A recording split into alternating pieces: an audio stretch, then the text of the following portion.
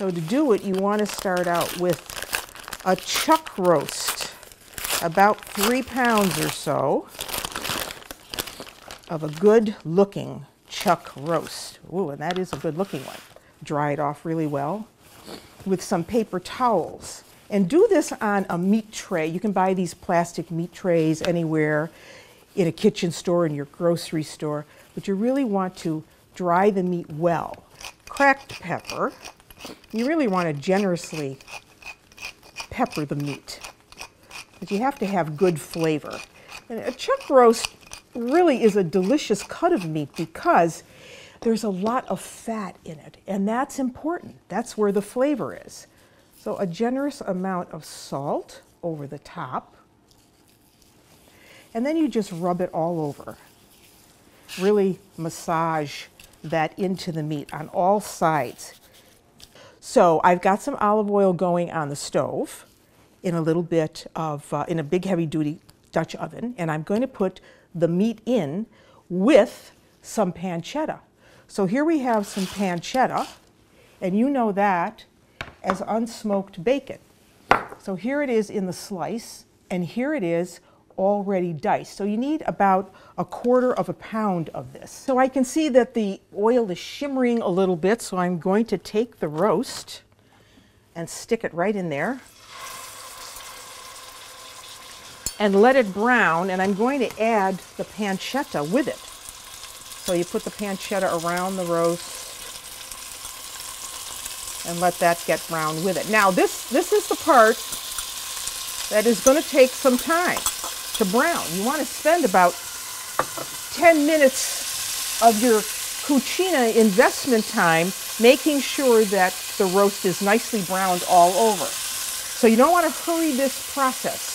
So I would say that all in all, this is going to take at least 10 minutes to brown on all sides, even standing the roast up end to end. 10 minutes later, we're ready to add the rest of the ingredients.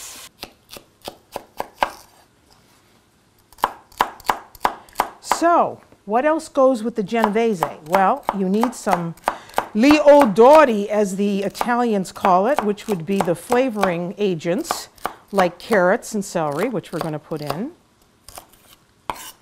diced. So here are carrots, and here is celery. And guess what? There are no tomatoes in this sauce. Did I tell you that? Right. This is a tomato-free zone right now. But we got to have more than just that. So, yes, we have onions. Now, I like to use Vidalia onions for this. They're a much milder onion. And for this sauce, you need a lot of onions. I mean, if you really like onions, you need this much. See? That's about 4 pounds of onions that are going into this sauce. You heard me right, 4 pounds.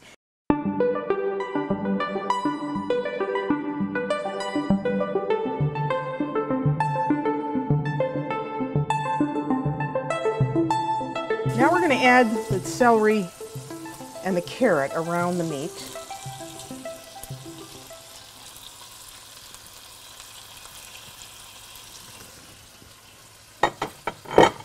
And